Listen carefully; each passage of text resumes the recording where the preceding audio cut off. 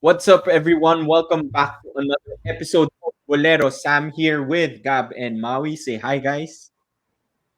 We're back. Yup. Let's go. Thank Tahimik God for kayo, two Parang games a tahimik day. kayo. Yeah, thank God for Thank 2 games God a day. for 2 games a day. Salamat. Magandang punto yan, guys. Nahati din ng Nakakapagod games. yung 4 game. 4 game days nakakapagod. But we are going to have fun again on Wednesday, di ba? So another 4 game day on Wednesday. Today we're going to talk about the games we had over the weekend, but we're going to do them through a new segment that we made up. But before we go there, let's do a quick news recap kasi maraming napag-usapan even prior to the games, no? So, first one, I think we have to talk about it because people commented a lot on it, on the issue. The UAAP already gave us an update. One of the reasons why we didn't want to talk about it was because we wanted the UAAP to um, give an update first on the issue. I think everyone, all our listeners know what we're talking about. Three referees were suspended in last week's games due to ano ba, questionable calls. We actually don't know, diba? I don't think the UAAP gave any specific reason as to why they were suspended. But three referees were suspended from 3 games. Quick thoughts lang, Gab and Maui, before we go to the topics for today. Gab, let's start with you. My first reaction is one, the referees have a report card. I am very interested to see the contents of that report card. This Hindi is ko the rin first alam I'm yun. hearing of this. This has never been present before. So, yeah, that was pretty surprising to me. But again, it was non-specific.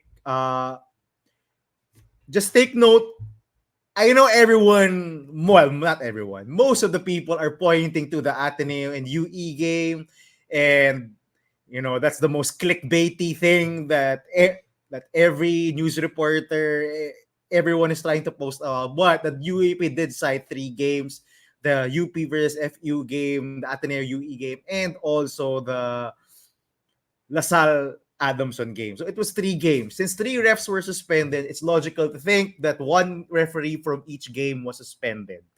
Because the same crew of referees don't Officiate the same officiate. game. Yeah, 3 games in one day.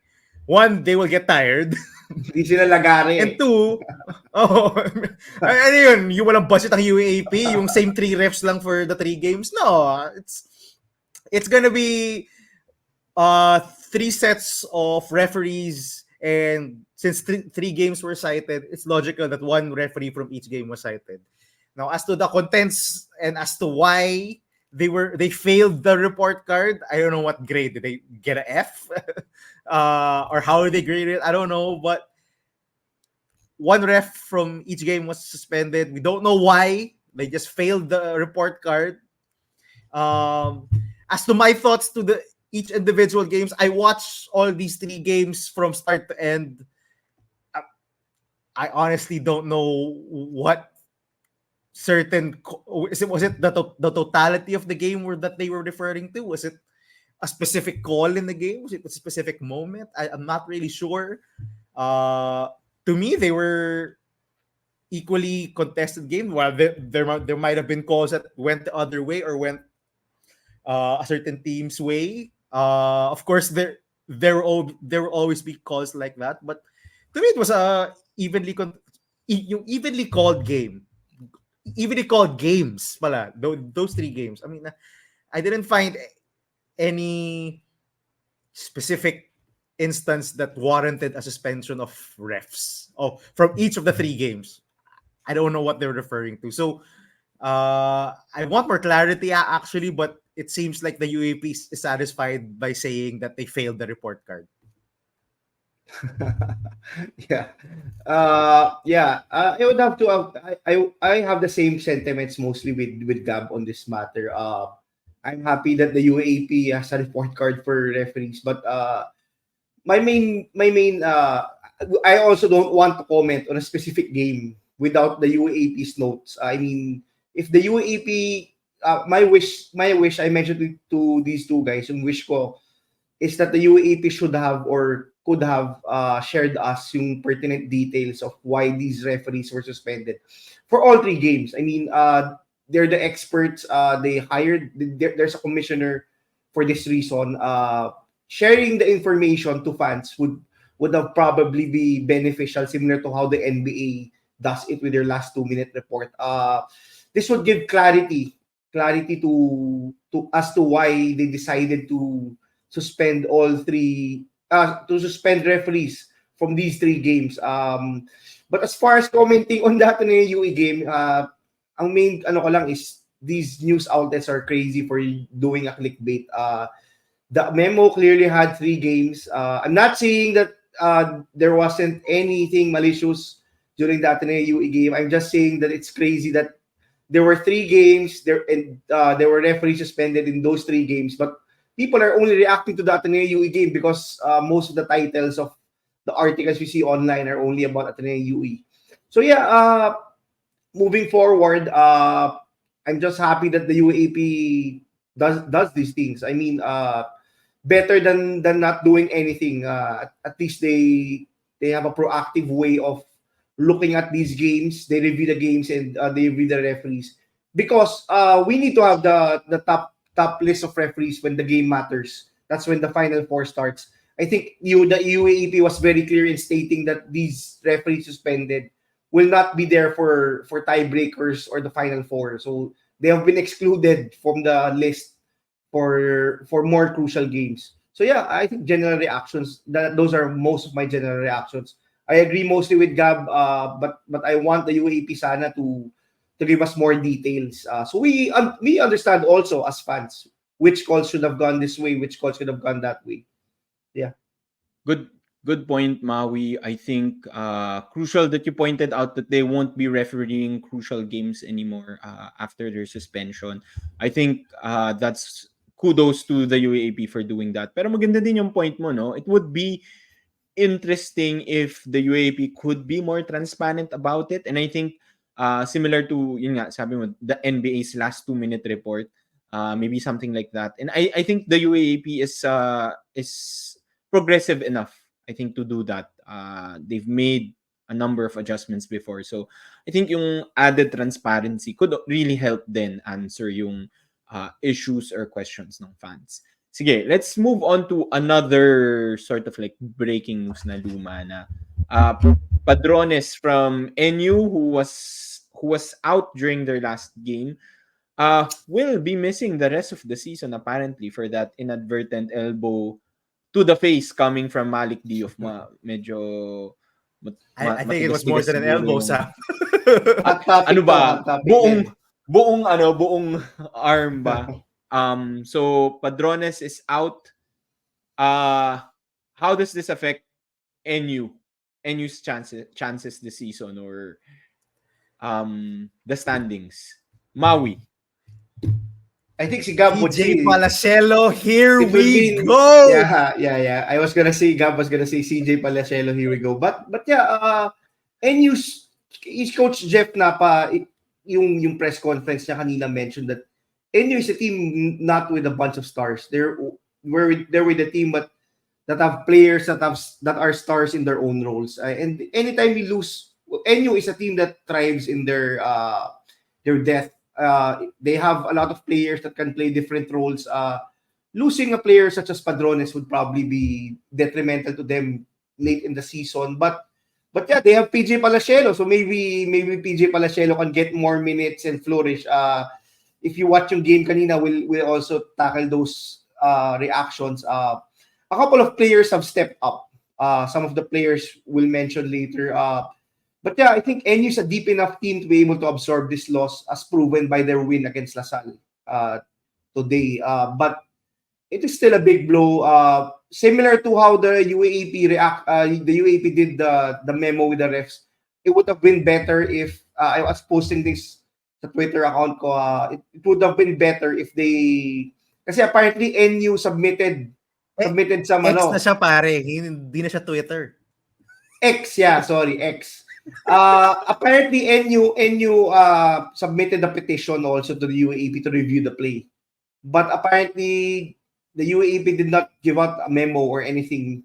So the thing for me is it would have been a lot better had the UAAP just released whatever findings they had to the fans for all parties involved, for Padrones and especially Malik Diouf. I mean, the hate that Malik Diouf is getting is, I don't think it's warranted, since Mhm. you should never judge someone until it's proven.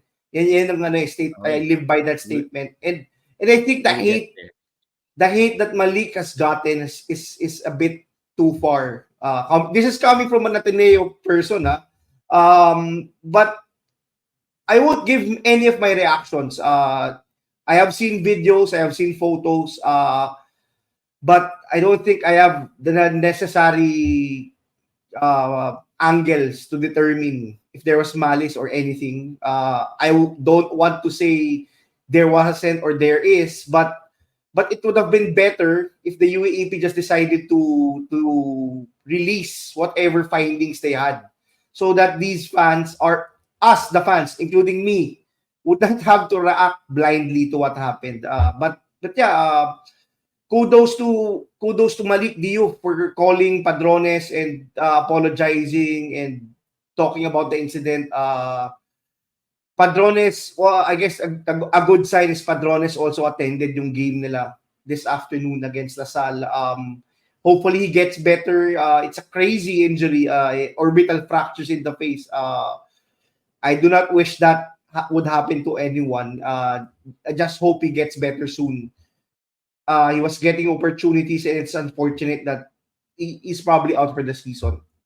Gab. Not probably, Mao. He is. I think NU announced that he's already out for the season. On Kenshin Padrones, so I'm gonna answer this in three points. One, on Kenshin Padrones' side, unfortunate, man. The guy was starting, getting big minutes. I didn't know big minutes, but he was getting minutes. He barely played last season. He's in the rotation now. So, in the first game, he had 8 points, made big shots. I don't know if you guys remember that, but he did. Against Ateneo, he showed the ability to stretch the floor, to defend on the perimeter. So he was having a good season, a surprise of a season. No one expected him to be in the rotation for NU, but he is. So unfortunate. I hope he gets back. He will definitely get back and recover. On NU side, PJ Paracelo time, baby. Come on. Let's go. They need to run more offense through him. Anyone can see this. When he gets the ball, when he makes plays, good things happen. When he's on the floor, good things happen. I don't know why they won't run more stuff through him. But anyway, that's it for NU side. Lastly, on Malik Diouf, I saw the play. Maui, you won't give your reaction. I will give mine. I don't think it was a dirty play. To me, it looked like an accident. I think he dunked the ball. He did, diba? Yeah, he did. He dunked the ball. And his fist and some of his forearm accidentally landed on Kenshin Padrones. I don't think it was intentional or had any malice associated with it. And it's Malik Diouf. He's not known as a dirty guy, as a dirty player. I mean, he's pretty nice. He laughs and he smiles a lot. Yeah, on he's the smiling court. and laughs all the time.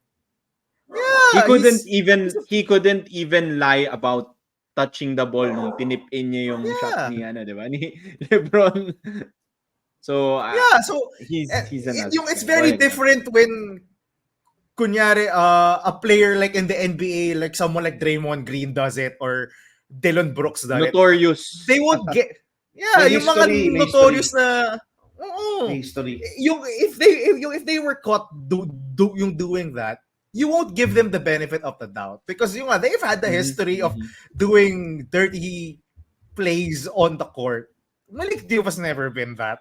It's now his third season in the UAAP. He's never been that type of player. So, to all the fans out there giving Malik Diouf a hard time, I don't think he meant to It's do that. warranted. I Let's don't think it's warranted too. yeah, no, come on, get off the guy. So that's my reaction. Don't pile on Malik Diouf. Come on. Just to be clear, no, there was definitely a hit on the face. It warranted a flagrant foul, but it was not intentional or walang malice involved in the hit. I agree with your point, Gab. This historically hindi naman talaga notorious si Malik Diouf for being dirty. So I don't think that was intentional. Kudos to him for calling Padrones and apologizing. Okay, that's it for our quick news recap. Actually, spent a lot of time there. Let's move on to our segment for today. And what we're going to do, since we had 2 game days, we're going to split this segment. Okay, so we're going to split it into 2 episodes. If you're watching the episode that we just uploaded today, this one, we will upload the second half of this segment the following day or soon. Okay, so we will be splitting this episode. So what we're going to do today is a segment that was inspired by Ringer Mismatch. So if you guys watch KOC, Kevin O'Connor, and pangalan ng isa si Si Verno, Chris Verno. Chris Verno. They do have a segment there. That's true. That might be true. That's ridiculous. We're doing our own version of it. The Pinoy version, triple S. So, Swak, Sax, Sablay. So, I will be giving out, so how this works is I will be giving out a statement. Then, each one of us will either say Swak if we 100% agree with the statement. Sax if, we maybe 50-50, we sort of agree. It could be true, it could not be true. Saks lang yung statement.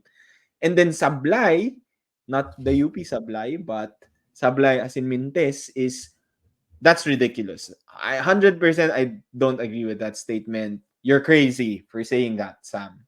Okay? So it's that simple. So let's start with Swak, Saks, and Sablay. Okay? First one from FEU. Cyrus Torres has been disappointing this season. Swak, Saks, or Sablay? What do you think, Gab? Sucks. I mean, he's had good games. He shot the ball well. He's on and off. I think we know this already about Cyrus Torres. He gets hot. He's not. He's kind of like J.R. Smith in the NBA. Sometimes he's good. Sometimes he's not. He's a shooter, and shooters go hot and cold. I won't say he's necessarily bad, but shooters shoot. Sometimes they miss. uh, that's it. I can't say anything. I'm not gonna say he's been a bust or something. Maui. Yeah, I think. Hey, I think Maui. I think my reaction is similar to Gab. It sucks. I think Cyrus Torres has had good games and he's had bad games. Similar to season 85. It happens for shooters. But I think what's concerning for me is him losing minutes right now. Si Joric Bautista has really been balling out. We've mentioned si Patrick Sleet has also stepped up his game. Maybe FP will always need a designated shooter. It's a welcome sight that they have Bautista now. It used to be only Torres, yung knockdown shooter nila. But I have to say, it's probably Swak for me. But what's concerning for me is he's starting to lose Swak minutes. or Saks? Sorry. Saks. Saks lang. Okay. Yeah, Saks lang. I would still play Cyrus Torres a ton of minutes. Similar to how Coach Denok has deployed him. Regardless, yeah, you don't see shooters of that caliber that often. You have to play him. Okay. you made a very good point, Maui, and because of that, I would actually argue this is a swak for me. He has been disappointing this season, but because number one, he's expected to be one of the top players of FEU. Mataas yung expectations kay Cyrus Torres. This guy has been very good for FEU in the past, and people really expect him to step up and be one of the leaders. And you mentioned it, Gap. Sometimes he's on, sometimes he's off. But for FEU to get back to continuously win, he has to be consistent. He has to be on every single game. And for that reason, I would say he has been disappointing. To your point, Maui, sometimes other players have already played more minutes or has gotten more shine than Cyrus Torres. But again, I like don't think that's his fault, um, though. to I don't FEU think that's fans, his fault. I'm a big fan of Cyrus Torres. I'm a big fan of Cyrus Torres. Oh, go Gap, go Gap. I don't think that's his fault, though. That they rely too much on him. I think that's the coaching staff's fault. Uh, Actually, if I were to give a medyo hot take this, I would actually do something different, Sam. I don't know if you would agree with this. The FEU Tamaraw should replace Denok Miranda. Oh, Grabe, rookie coach na. Si Coach Deno. let's do that.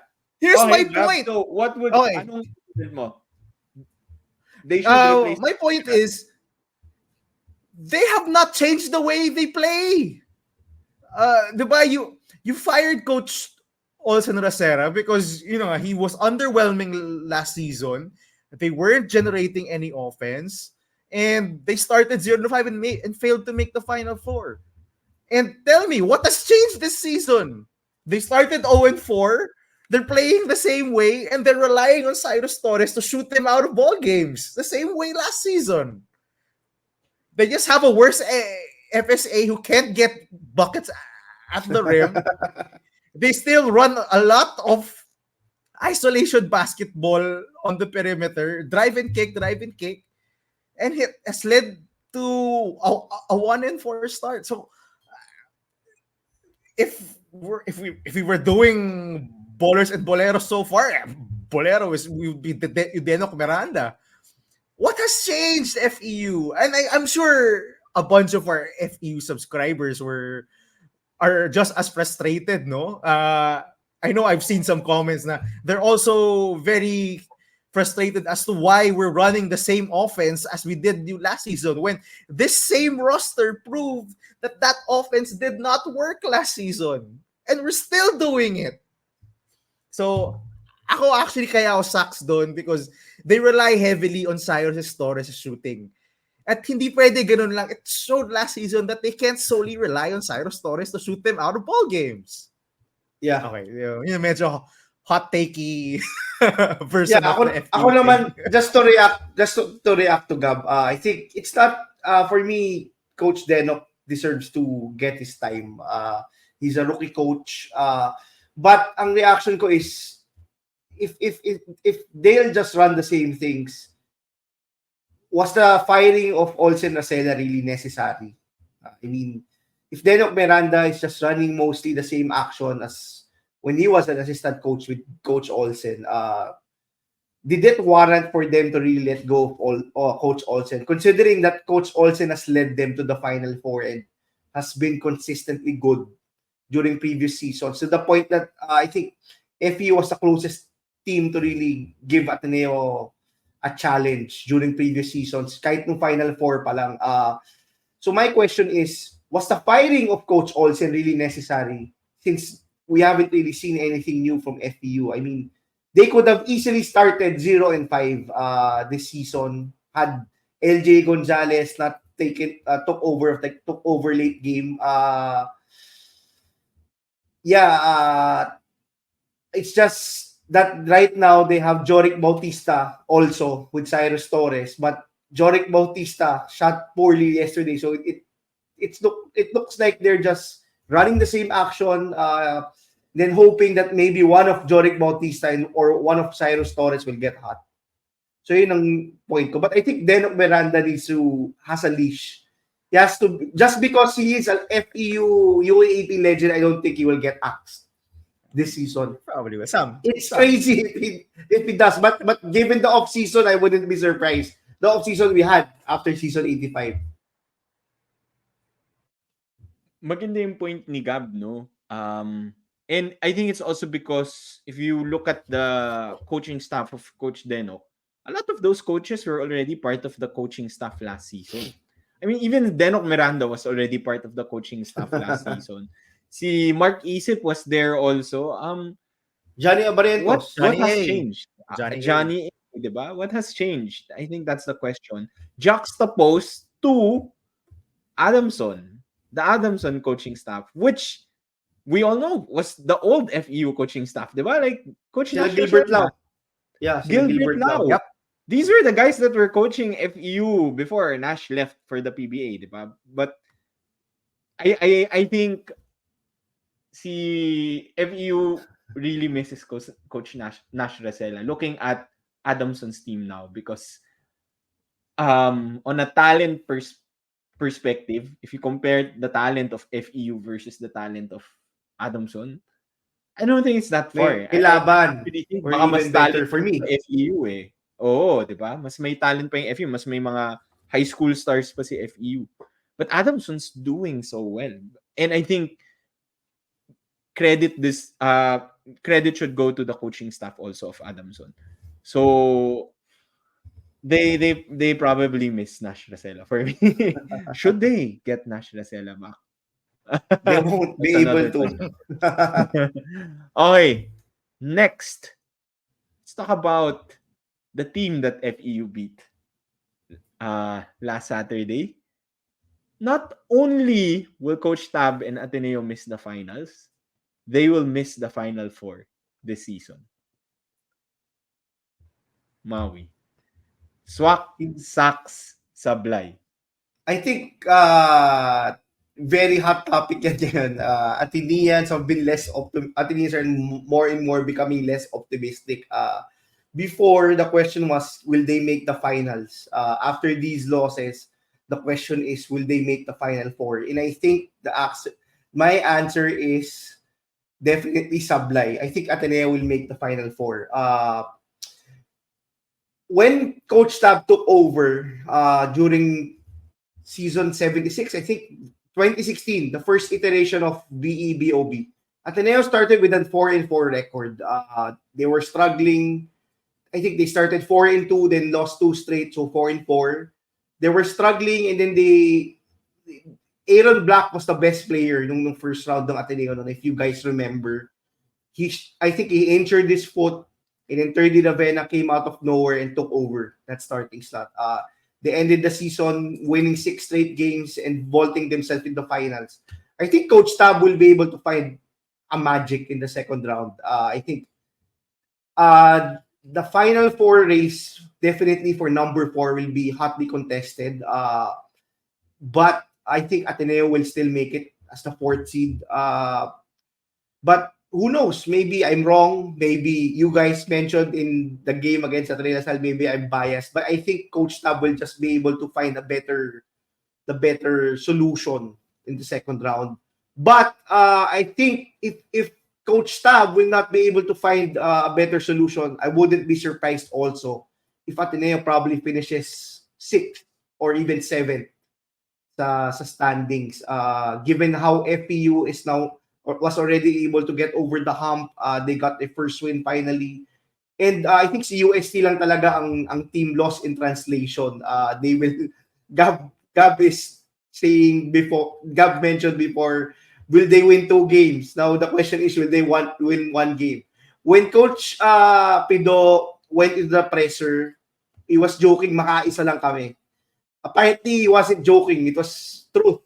Totoo pala na makaisa lang UST this season ang ano. So far, they've been horrendous. But yeah, I think Ateneo will find a way. The rotation is a mess, definitely. Similar how it was nung summer. But Coach Tab will tweak things going into the second round.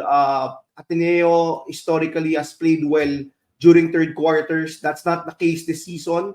Ateneo is horrendous now in third quarters. Going on 10 minutes field goal drought was not did not probably happen during any period of time during the past 6 years. Coach Tab has handled Ateneo, but that happened during the last game. But I'm optimistic. I think Ateneo still has it. I think one of the main reasons also why I'm still optimistic that Ateneo can make it is because the fourth slot will definitely be hotly contested, similar to last season. FEU has now, after beating Ateneo, has already welcomed and entered the Final Four race. I think they will play better after this. They have learned from the losses that they blew leads. So yeah, I think that is a big factor. If we have a clear-cut number Have they 4, learned? They still blew a lead yesterday. yeah, but they were able to close out. I mean, yun yung main reason ko. Maybe Important. LJ Gonzalez just decided, I don't want to lose. But yeah, I think FEU will play better. The pressure is not as high as it was when they were 0-2 and 0-3. They will just have to focus on their next few games. But yeah, for Ateneo to win, if Ateneo loses to UST, then maybe baka iba yung sagot ko. Baka if Ateneo finishes the first round 2-5, then maybe my answer would change. But I'm predicting that Ateneo will probably finish it at 3-4, probably losing to UP and winning against UST. Then the second round will be crazy, definitely. This is not a season where the fourth seed will get 9 wins, in my opinion. I think it's gonna be the magic numbers, probably 7, or optimistically at 8. I think Adamson was 6 last year. So 6 or 7 this year. 6 or 7 wins will get you to the Final Four. Yeah. Gab. Same as Maui, Sablay, but that's my Atenean faith talking to me. I still trust this. I still trust Coach Tab. I still think he has a plan. I questioned him last season. I was one of his critics. One of the Last doubters. season. Yeah. I hated his rotations last season. I hate it now. Lalo na yung first round, no? Last season. Yeah.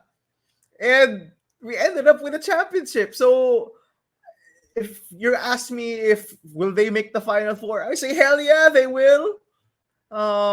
It's gonna be a top 2 seed, unlikely. No, number 3 or 4. Possible, I think. I think it's possible. Yeah, top two think probably. It's gonna be. I don't think it's gonna happen. I don't think it's gonna happen top 2, but 3 or 4, hell yeah. Yung put me down for the Ateneo Blue Eagles, yung getting number 3 or number 4. Again, Maui mentioned the rotations already. Some things. Chris Kuhn needs to grow some balls. Come on, Chris Kuhn. He's supposed to be the guy. Ateneo needs a go-to guy. He's obviously. I thought he was gonna do that yesterday. There was a moment. Magdupang ka na, Kuhn. Diba? There was a moment in the fourth quarter. He was attacking the defense. He was getting to the line. He got a layup. Then he just sort of shied away. I don't know. Especially in that last play, 8 seconds left. If you're Chris Kuhn, man, you gotta ask for that ball. You can't wait for Ian Espinosa to look for you and just run a play and find you. No, you gotta go. You go get that ball, demand that ball, and I'm making a play. You make or miss is mine. 30, Dave, SJ, they all used to do this, right? It doesn't matter if it's a bad shot or not. I'm taking that shot. I'm getting the ball. You asked Maui why Coach Tab didn't call a timeout. I don't think they had one. You correct me if I'm wrong, because Coach Tab called 2 early timeouts in the fourth quarter, and I know the rule is you get 2 timeouts in the fourth. So I think they were out of timeouts in going to that last possession. But yeah, that was a bad last possession. I mean, forcing Ian Espinosa to make a play, that is not the way to do it. And On defense, they can get stops. They just have a lot more breakdowns than usual. And the rotations, I don't know what Coach Tab is doing, but I'm willing to give him the benefit of the doubt. He proved me wrong last season. Sam. Follow-up question.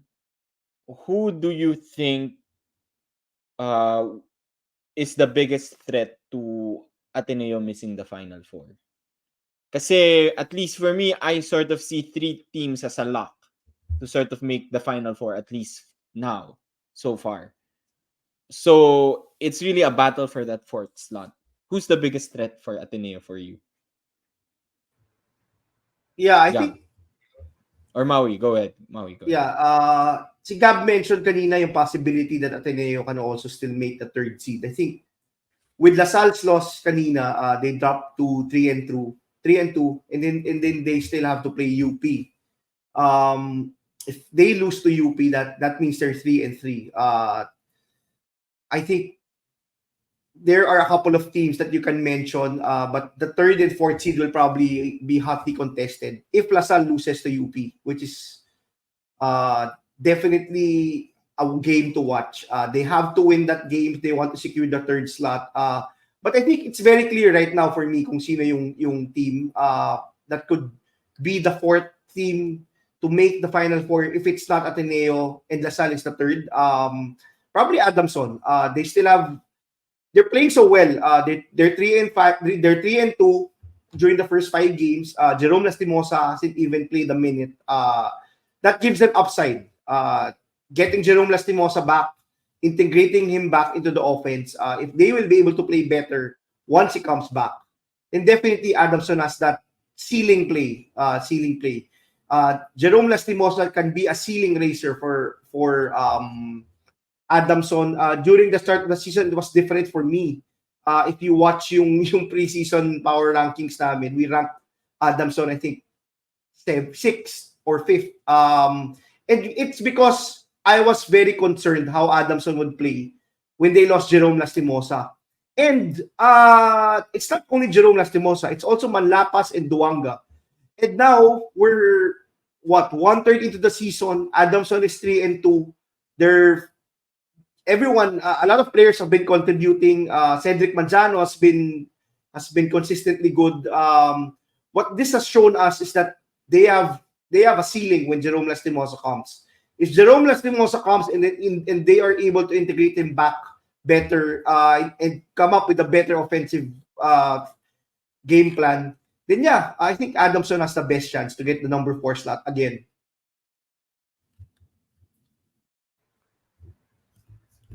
Yeah, got nothing to add to that. I agree. It's definitely Adamson.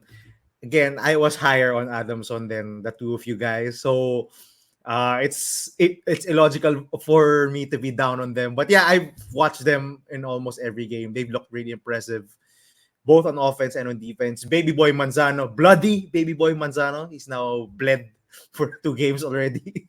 Sumukha na naman eh. Kung may Warriors of the Week tayo, kasama si Cedric Manzano doon, definitely. Baby Yep. boy. Yep.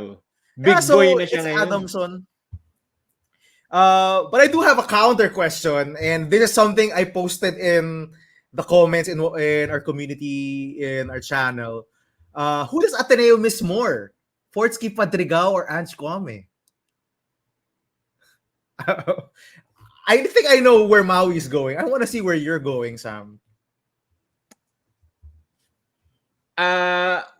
With the way Ateneo is playing now, definitely I think it's Fortsky. But what I find surprising is sabi kasi ni Coach Tab, it will be a group effort, diba? At point guard. To fill in the void for Fortsky, it's going to be a team effort. I'm just a bit surprised as to why Gab Gomez hasn't been playing a lot. Because I feel like, with that full rotation of guards, I think Ateneo, I would be more confident with Ateneo now. But with that limited rotation ng point guards, then it's ang hirap talaga. We've been talking about this like that last play with Ian Espinosa. Then I think we could have used guard like Fortsy Padrigao even for that just last play, because I don't think that would have happened with someone like Fortsky Padrigao. And I think you guys have mentioned, to be fair, Obasa, he's not really Ange Kwame level, but he's been getting better and he's been super Agree. solid. Agree. He's been super solid the past few games. So with that, I think the biggest hole right now is at the point guard position. Yeah. Maui, I do think you agree? if you watch yung previous episodes namin during the off season, we even have a debate with Mbala and Kwame. I also saw si Mikey Reyes. They were asking, shout out to Mikey pala for mentioning Boleros. There was a person who asked this sa community to shoot first, who is the most dominant foreign student athlete in Philippine history. The Mikey Reyes said number 1 it was Ekwe, number 2 Kwame, number 3 Mbala. I have to agree. Kwame. I would say Kwame. Ateneo misses Kwame. Yung losing Fortsky was a big thing, but also losing Dave. People have to understand. It's not all about Fortsky. Fortsky was good. Fortsky, we could have used Fortsky now, but he also had David Alfonso. He also had another guy that was willing to take the hit, who was willing to be a goat or willing to be what do you call a choker? I mean, Fortsky and Dave are both irreplaceable. That's one thing. That's one thing I'm sure of. During the first 5 games of Ateneo, Chris Kuhn has not played. We have not seen the best of Chris Kuhn. I think similar to how Dave Alfonso played. We had Dave Alfonso and Fortsky for crunch time last year. Right now, Chris Kuhn even doesn't want the ball when the game is tied with 8 seconds left. But I think si Kwame pa rin. Nothing against Joseph Obasa. I think Joseph Obasa is not Ange Kwame, but Joseph Obasa has been getting better ever since the preseason. During this first 5 games, he had a good game, a breakout game already against UE. But I just think yung effect ni Ange Kwame when he's playing is different. When you look at the defensive end, you have that guy that is the anchor. Ateneo is a team that is notorious this season for giving up a lot of pain points, despite Obasa averaging more than 2 blocks a game. I think I just have to say that yung effect ni Ange Kwame sa game, especially on the defensive end, is crazy. It's similar to how Malik Diouf, the Malik Diouf effect in UP. When Malik Diouf is on the floor, everyone is scared of UP. When Ange Kwame was on the floor, everyone was scared of Ateneo. Unlike probably only UP because they have Diouf. So yeah, I think Kwame is the one that Ateneo misses. The effect of Ange Kwame, one of the best foreign student athletes, if not the best in UAP history, is a big loss for Ateneo, definitely. There's a reason why Ange Kwame was an MVP. There's a reason why Ange Kwame was loved by the community. But yeah, Ateneo has a lot of holes to fill, which is why we are debating if they're actually going to make it into the Final Four. But si Gab mentioned this during our previous episodes. It would have been great also to see Ange Kwame in a team where he had no creators. Diba Gab, before you mentioned a team without creators in Ange Kwame, what will happen? Versus a team versus Mbala. And Mbala is the cornerstone. But yeah, it's difficult really to look at yung full impact. But I think for me, losing Ange Kwame was big. Fortsky and David Alfonso having Ange Kwame made the transition easier for them. The transition for Fortsky was easier versus the transition for any guards we have this year. The transition from Matt Nieto to SJ Belangel was also easier because we had Kwame there. That's just my thoughts. Okay, I'm more leaning towards Sam here. With how Ateneo's looked on offense, I think they miss Fortsky Padrigao more. That's the decision making at the end of the shot clock. Ang sakit panoorin ng Ateneo on offense. Anyway, Sam, last statement for this episode. Okay, last statement. I think this is an easy one.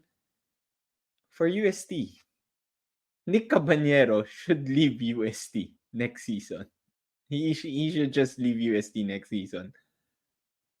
Swak, Sax, or Sablay? Go.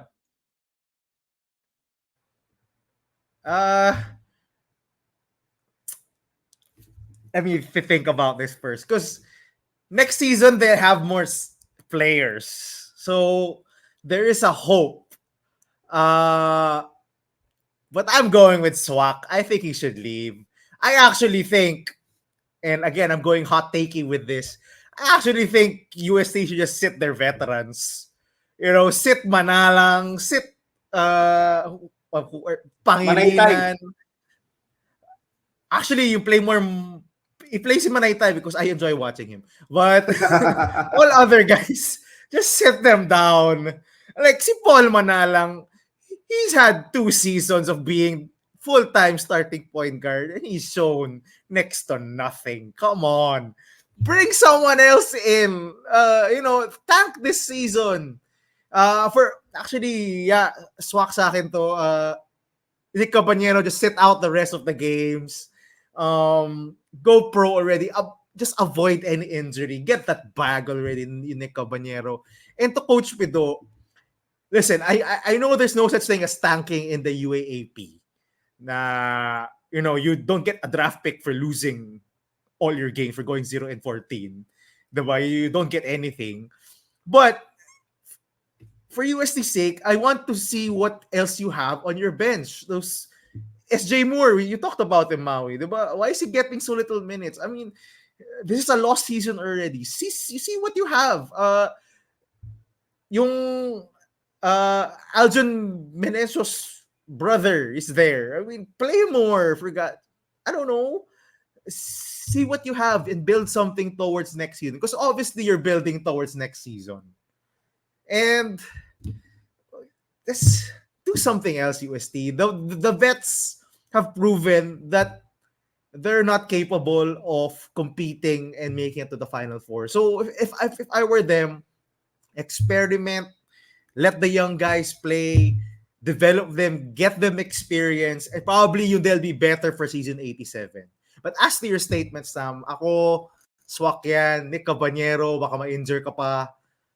Go get your bag. Go pro. Maui. Yeah. I think I would agree. Swak. Nic Cabanero should leave if he gets offers, especially abroad. A player's lifespan, a basketball player's lifespan is predicated on health. Any bad injuries, such as a torn ACL or a torn Achilles, can destroy your career. So if he gets an offer, he should leave. And I think it would be beneficial also for UST. They can move on. They can try new things, as Gab mentioned. They can look at the young players that they can depend on in years to come. They can probably play SJ Moore, and some of the young guys more.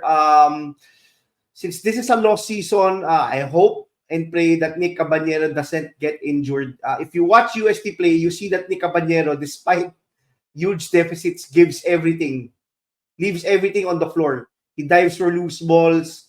He continues to play hard, goes for every rebound, drives to the basket with reckless abandon. I think if Nic Cabanero gets an offer, then definitely he has to leave UST. This would also be a good thing for UST because they would be able to fully rebuild. It's just crazy that I haven't seen Adame Faye since that first game. Si Gab mentioned he was played sparingly in some of the games. But they have to really retool their program. This is embarrassing to say the least. Yung ex profile ng Tomasyan, I think yung varsity team ng UST has been posting horrendously, hitting the team, soft jabbing the team. They have to be able to make a better team come season 87. It's crazy that they're still playing like this when during the off season A lot of people were raving about them. A lot of people were hyping them. I was one of those people na nabudol. Yeah. I was gonna say, Nabudol. including Yeah. us. Yes, including us. We are We were Boleros. excited. We are Boleros tama Boleros for sila. thinking that this would be a different UST team. But it's still the same. Nic Cabanero, despite scoring 20 points, they will still get blown out by UP by 40 points. It's crazy. So yeah, I definitely agree with Gab. I think Nic Cabanero should go pro. He doesn't have to prove himself in the UAAP. I mean, what's the point? He has to look out for himself. If he gets offers abroad, similar to how I think Jerome Lastimosa should have gone pro this offseason, they don't have a chance to probably win the championship next season, or they will just surprise if they do win the championship next season. So what's the point of him staying? That's for me. I think it would be better for the UST program. It would probably be a lot better for Nic Cabanero to look out for himself.